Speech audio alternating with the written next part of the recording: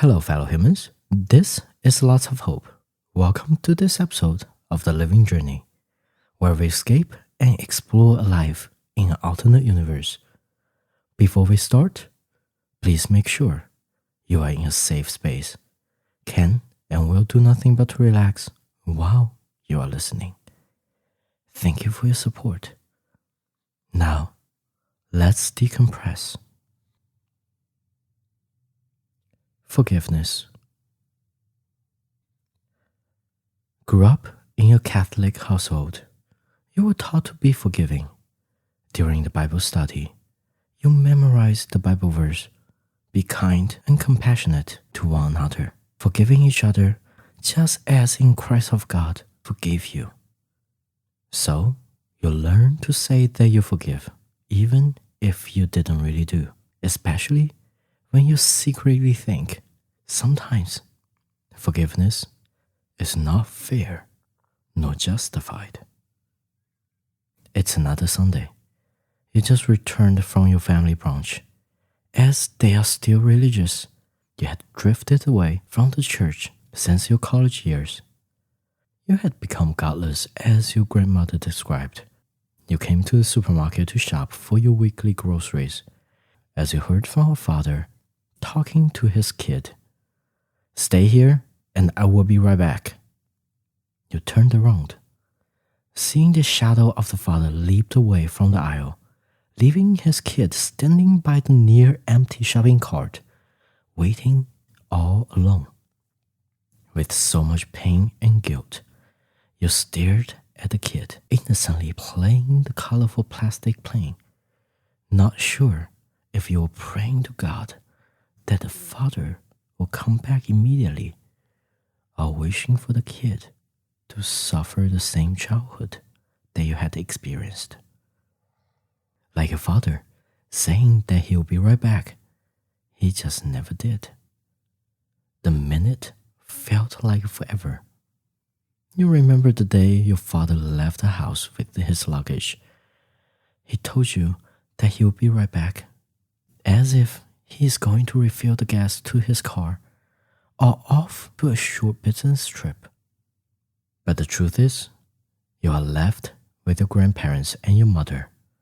They treat you with all the love they can give, but you just feel abandoned by him. He had decided to leave after the divorce. You didn't even know what it means to have a divorce. You thought nothing of it until you started to realize that he is never coming back, and you thought it was your fault that your parents got a divorce. You were maybe 9 years old, and the last time you saw your father, he was wearing a tan suit. Before you could feel even more guilty about your impatience to do homework causing the divorce, feeling even more guilty about your father leaving, and feel even more guilty about not being able to forgive him for leaving, you heard the plastic plane dropping on the floor, and the kid took off to run after his father. That second, your natural instinct kicked in. You didn't want the kid to be lost like you did. Chasing after the kid, quickly grabbing the kid's arm that was swinging in the air. "Hey," with a harsh tone, you said. "Your father said to stay."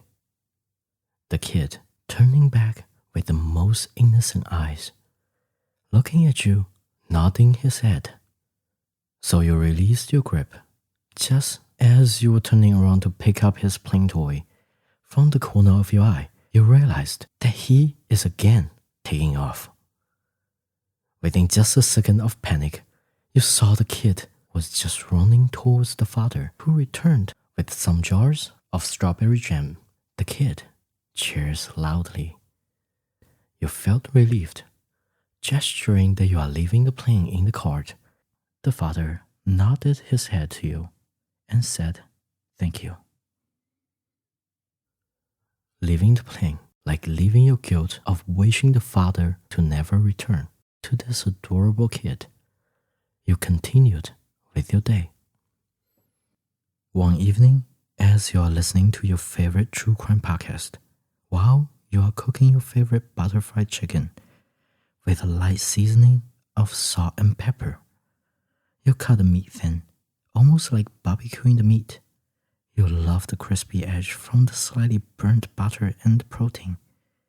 As you are mechanically frying the chicken, you heard on the podcast a victim's family member speaking during the court sentencing of the perpetrator. I forgive you because I cannot hold on to the anger and live my life.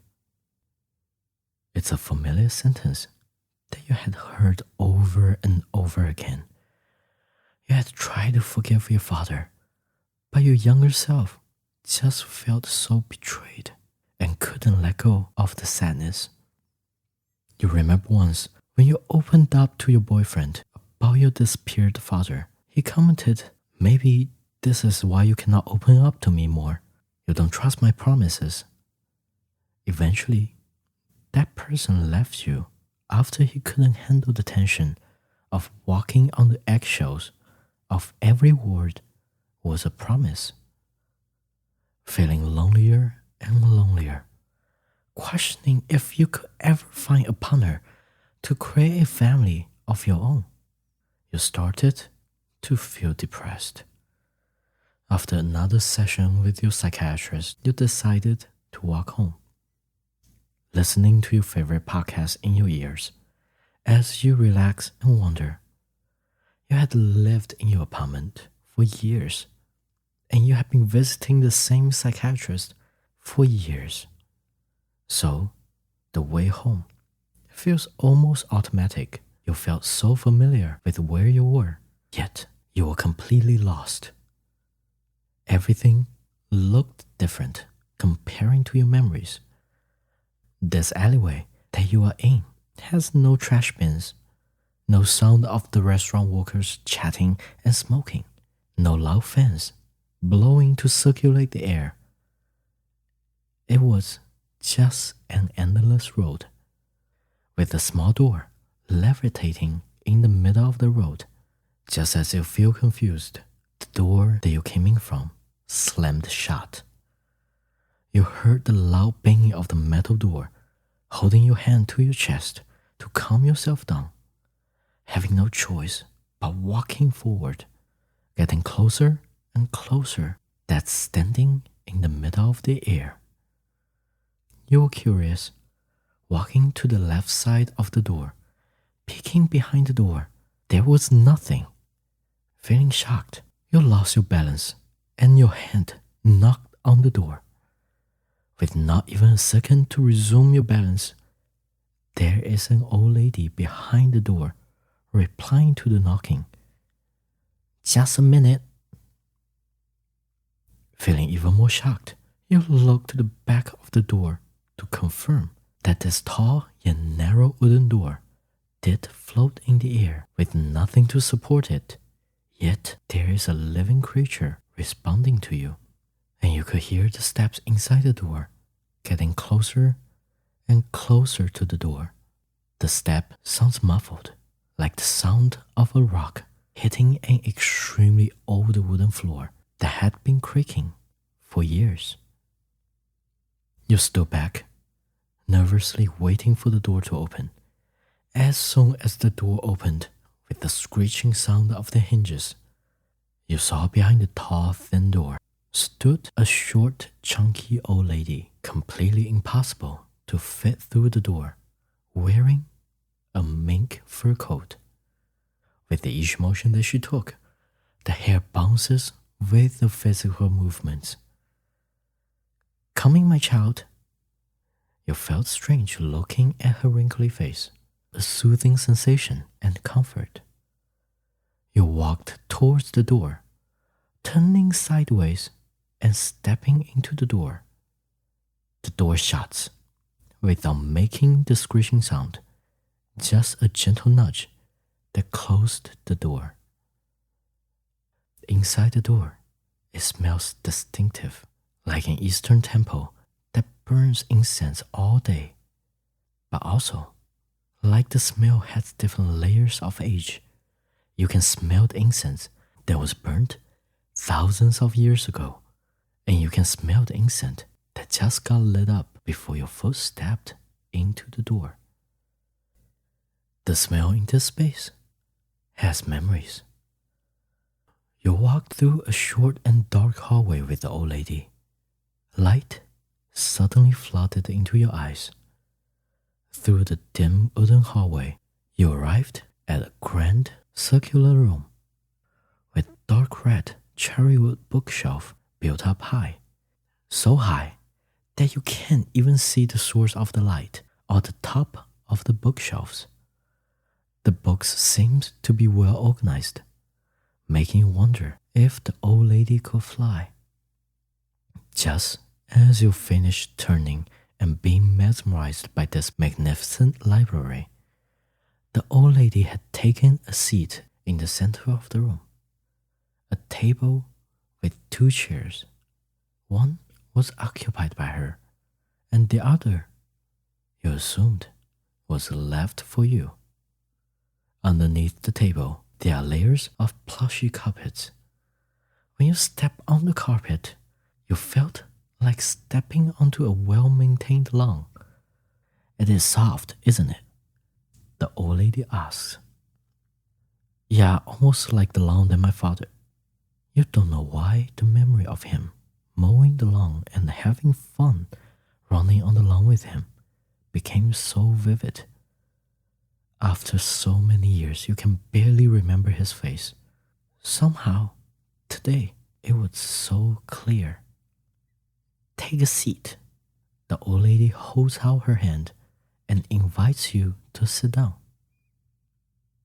Have you ever tried tarot before? She asked. Shaking your head, telling her that you actually grew up Catholic, so you never had a desire for it. Walking towards her chair, sitting down at the table, and the cushion under you is firm but super comfortable. Almost felt like it was custom made for you. Feeling so comfortable in this space, you lay your hands on the embroidered golden paisley tablecloth. You can feel the tassel on the tablecloth tickling your calves as if it has a life of its own. Sitting in the chair, staring at the old lady as she magically summoned a deck of tarot cards from nothing. The cards are decorated with matching paisley patterns. This is beautiful. You couldn't help but speaking out. The old lady smiled, shuffled the deck of cards by throwing the card into the air. As the card flying all over the space, she quickly waves her hands simultaneously, and all the cards flying right back onto the table, like a tree degenerated back into a seed.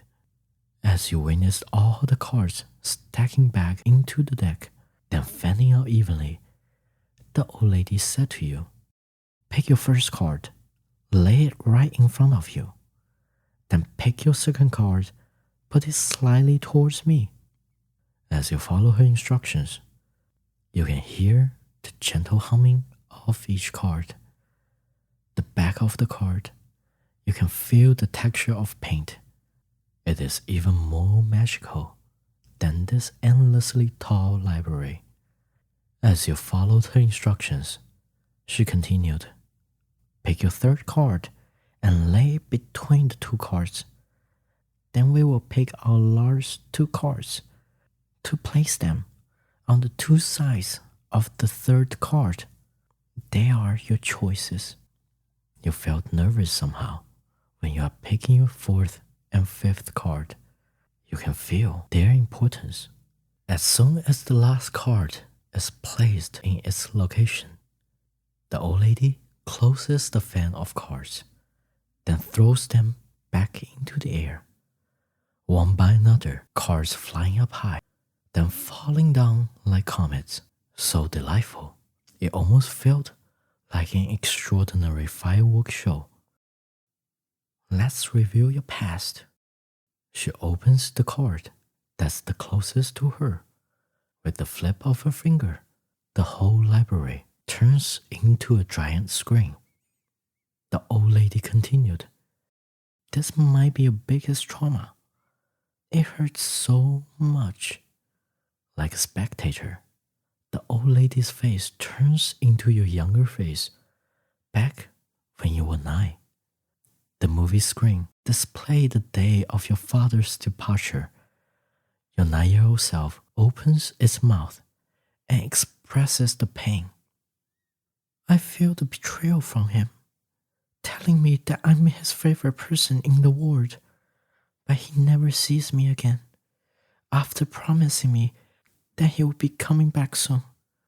He disappeared forever, feeling barely any emotions. Like a river that was drained of all of its tears, you couldn't feel anything but sorry for your younger self. It's not your fault. As soon as you speak, trying to comfort yourself, the card in front of you flips and opens up automatically. The younger self replies to you, yes, it's not. You know it. Finishing speaking, the old lady resumes her own wrinkly face with a long sigh. You feel all the emotions resume back into your body, and the tear just rolls down your face, feeling the pain in your heart, like 4 trucks lashing onto each of your atriums and ventricles, then driving from 0 to 60 towards 4 different directions. It was the hardest, heartbreaking feeling. The card that's closest to you is the truth and the solution of your broken heart. Seeing you holding your heart with your face twisted together, the old lady apologized, nodding your head, taking a deep breath. You remember you waited by the window where you could see people walking towards your house, praying for your father's return.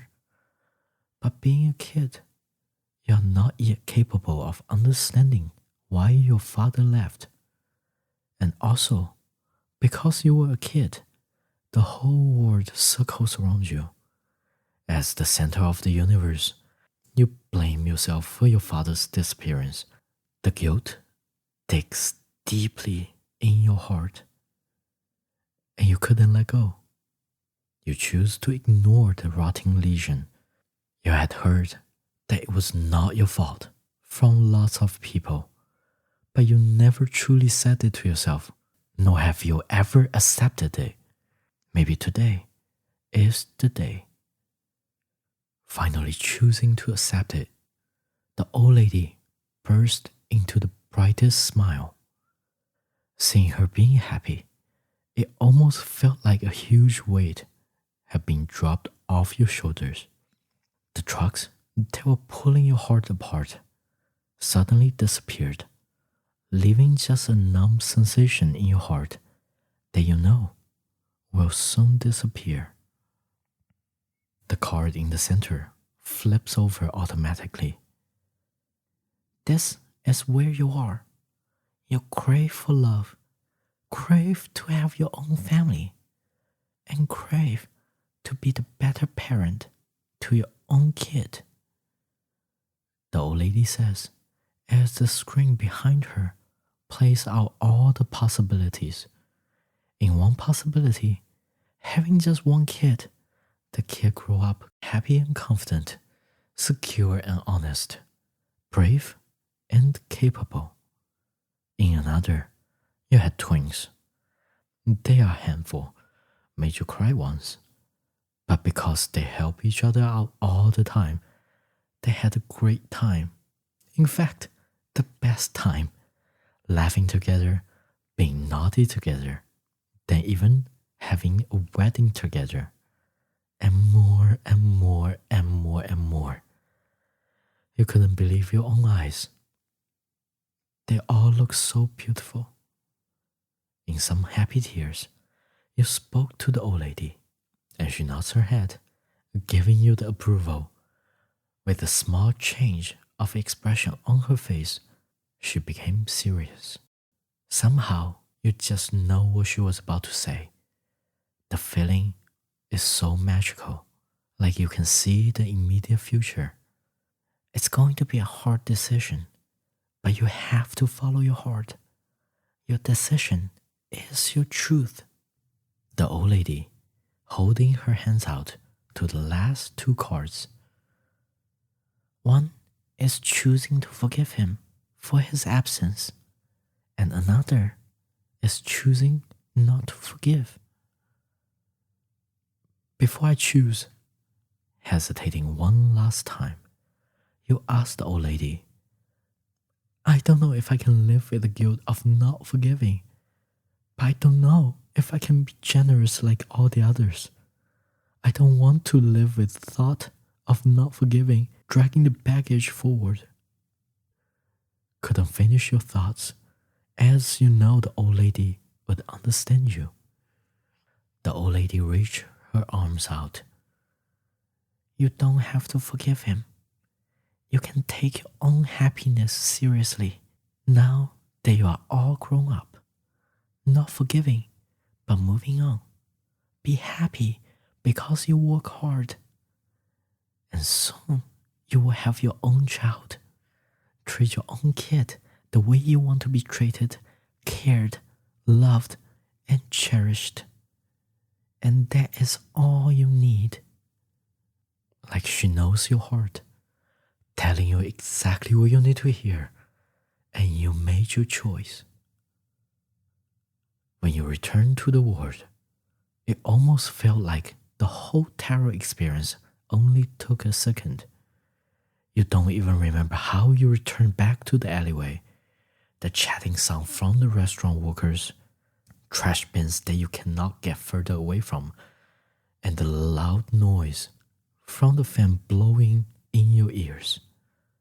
All feels so familiar. Like you just have been through a war against your old guilt and old beliefs. You feel tired, yet victorious. That's all for this episode of The Living Journey. I truly am grateful for your time. Feel free to leave your reviews. Please like, follow, or subscribe. Do share this show so we can grow together. Until next time. Lots of hope. Signing out.